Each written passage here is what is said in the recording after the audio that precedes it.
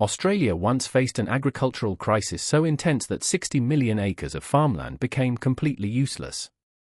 We're talking about an area larger than Scotland just gone. The prickly pear cactus had turned entire regions into impenetrable walls of spines. Farmers tried everything. Fire, poison, mechanical crushers, even proposals to use military flamethrowers. Nothing worked. The cactus kept spreading at a rate of 1 million acres per year. Then scientists made a desperate gamble, betting on a biological control experiment that had never been attempted on such a scale. Stay close to find out why they built a monument to celebrate it. Australia's farmland was under siege. But this wasn't a war fought with armies or weather. It was with a plant introduced decades earlier for a harmless purpose.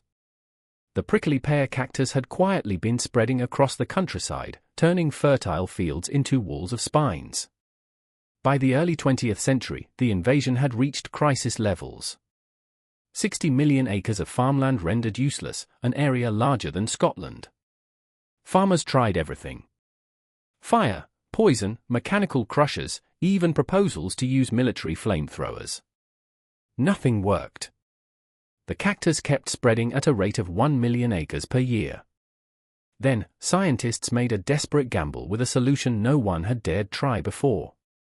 Scientists had spent years researching, testing, and carefully breeding millions of moth eggs, each one holding the potential to turn the tide against the prickly pear. Here's what actually happened when those eggs hatched. The Cactoblast cactorum caterpillars didn't just nibble on the cactus. They worked as coordinated teams, breaking through the tough outer skin of the pads to get at the soft tissue inside.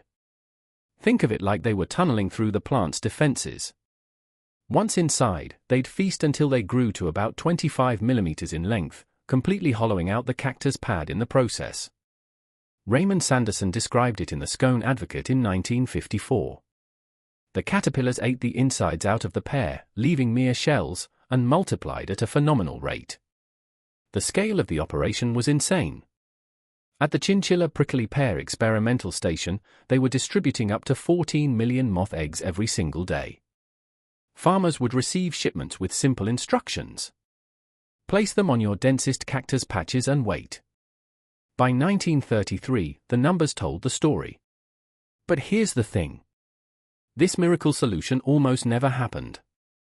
The path to releasing those millions of eggs was filled with failures, political pressure, and a crisis that nearly destroyed Australia's agricultural heartland completely.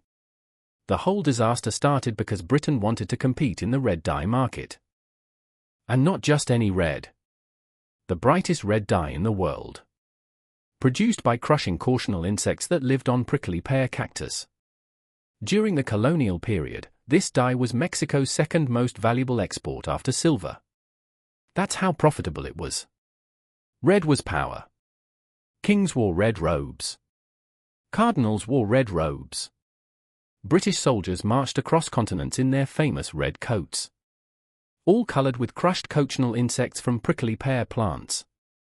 So in 1788, Captain Arthur Phillip's ships arrived in Australia carrying prickly pear plants infested with cochineal insects from Brazil. Joseph Banks had suggested establishing a dye industry in the new colony. It seemed like a solid economic plan, take control of a lucrative market that Spain had monopolized for centuries. The problem? The cochineal insects died almost immediately in Australia's climate. The prickly pear plants, however, they loved it. For decades, they stayed confined to coastal New South Wales, and settlers actually thought they were useful. People planted them as garden ornaments, used them as natural hedges around properties, and during droughts, farmers would feed the fleshy pads to livestock as emergency fodder. By the mid-1800s, new varieties of prickly pear started spreading across Queensland and New South Wales.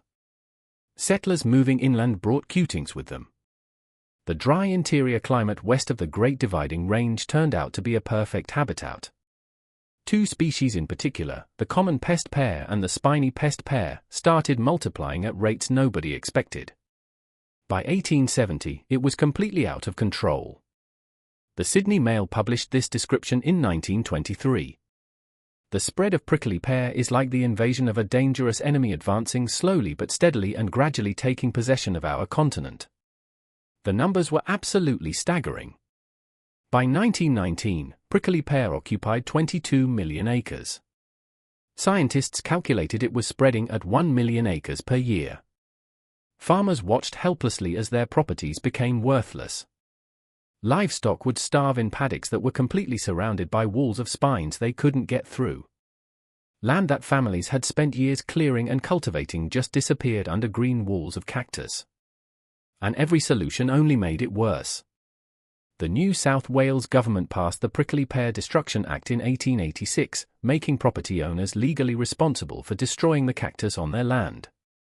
Government inspectors travelled across rural areas, documenting infestations and issuing orders. The law made sense on paper.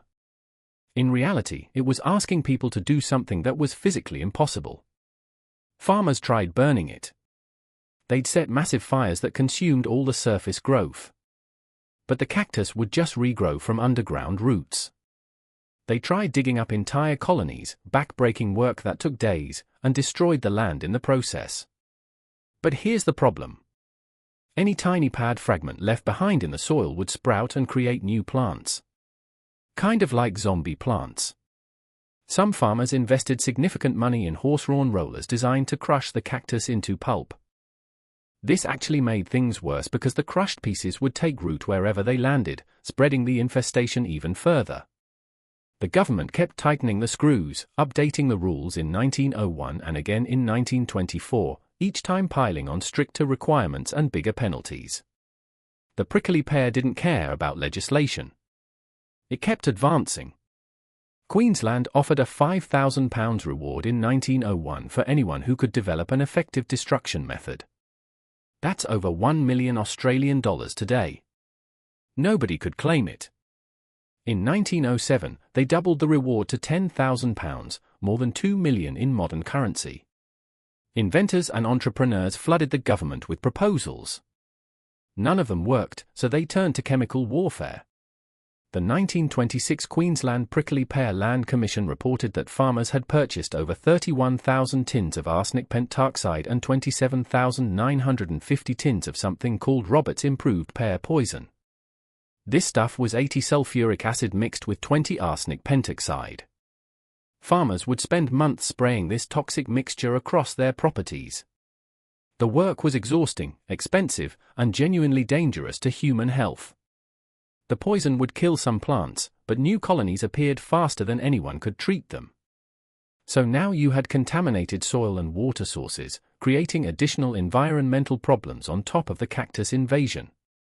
Then in 1913, Queensland sent a team of biologists on a research trip across North and South America to study prickly pear in places where it naturally grew. What they discovered changed everything. In countries like Argentina and Mexico, prickly pear didn't take over. It just existed as one plant among many. The reason? Natural predators.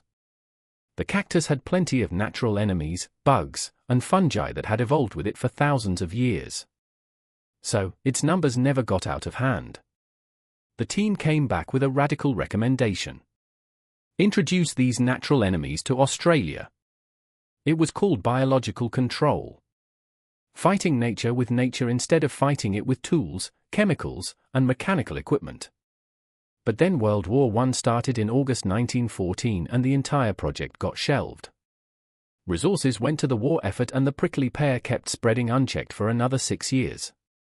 But get this, in 1920, the Commonwealth government finally joined forces with Queensland and New South Wales to create the Commonwealth Prickly Pear Board.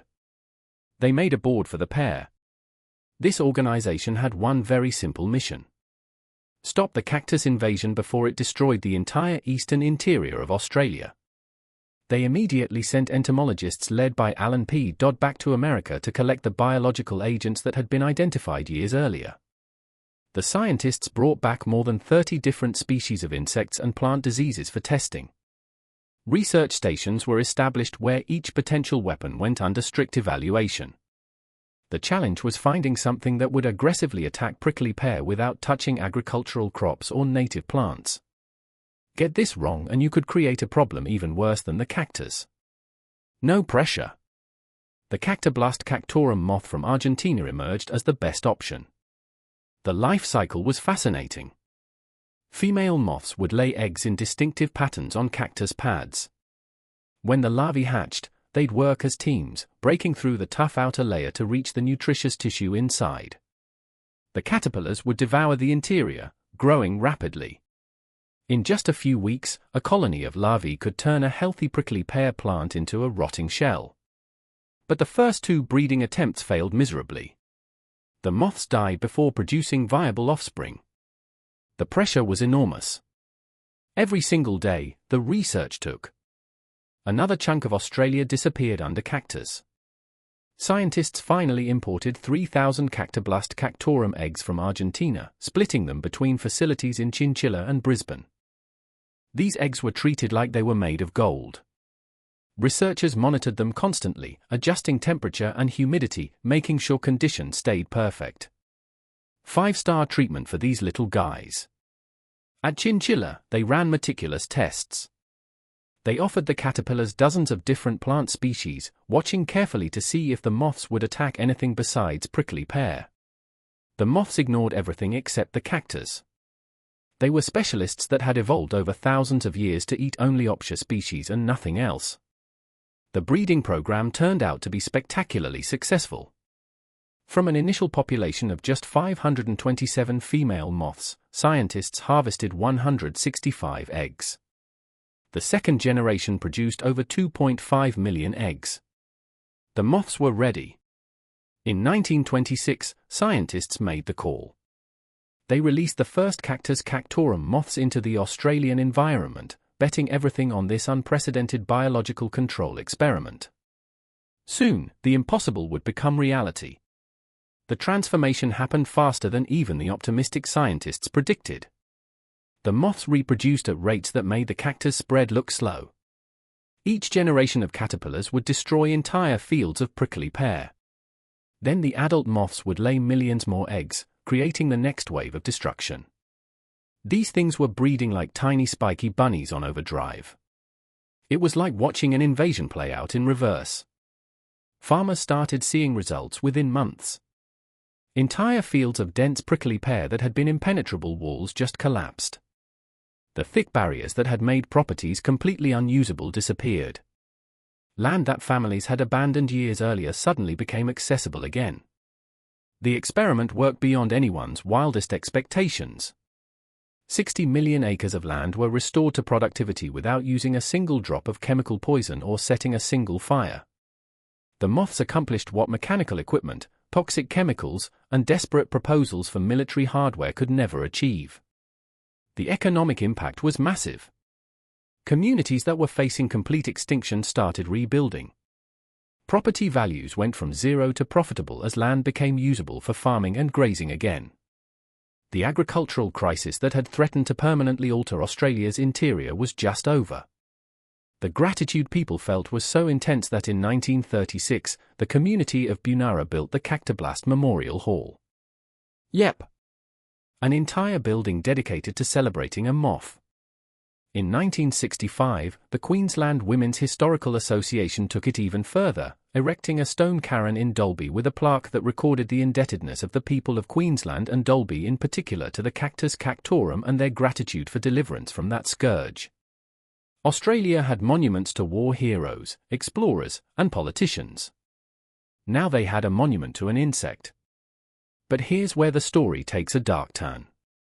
In 1957, someone had the bright idea to introduce Cactoblast cactorum moths to Caribbean islands that were dealing with invasive prickly pear. The moths were indigenous to South America, which meant Caribbean prickly pear populations had never encountered them before. They had zero natural defenses. The insects attacked native cactus species with exactly the same efficiency they'd shown in Australia. Then the moths spread from the Caribbean to Mexico where they discovered something new to eat: commercial Optia crops. Mexican farmers had cultivated prickly pear for centuries. They harvested the fruit, ate the pads as vegetables, and used the plants for multiple economic purposes. The moths devastated these operations, destroying plants that fed entire communities and supported local economies. The United States started panicking. Important prickly pear species were popping up all over the southern states, causing problems both for the environment and for local farmers. Scientists worried the moths could spread across the entire region, destroying native ecosystems and commercial crops. Australia's miracle solution had turned into an invasive pest that threatened an entire continent. The irony is brutal. Australia solved its crisis by importing a natural enemy from South America. By doing it, it helped spread the enemy to places where it threatened native species that had existed for thousands of years. The moth showed both the incredible power and the serious danger of biological control. One region's environmental salvation became another region's agricultural nightmare. Modern ecologists see the prickly pear story as both a huge win and a warning. Biological control can work wonders, but sometimes it can also go spectacularly wrong. What other desperate measures from history succeeded way beyond anyone's expectations? And when facing environmental crises today, how do we balance the urgent need for bold action against the very real risk of creating unintended consequences that might be even worse than the original problem? Let us know your thoughts in the comments. Thanks for watching. See you in the next one.